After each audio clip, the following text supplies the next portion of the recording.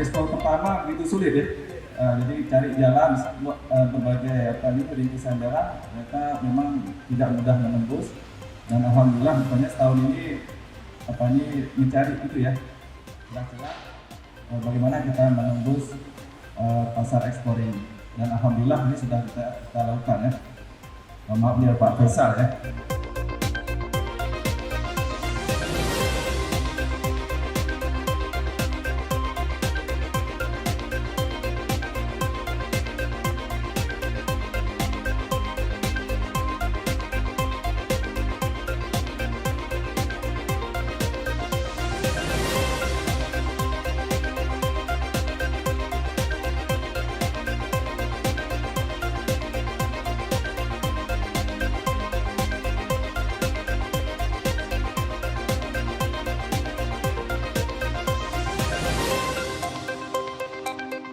Kebetulan acara ini diajak kita ke Aceh Selatan, mungkin perlu kita pikirkan ya sama-sama gimana para Aceh yang dulu merupakan komunitas unggulan juga ya.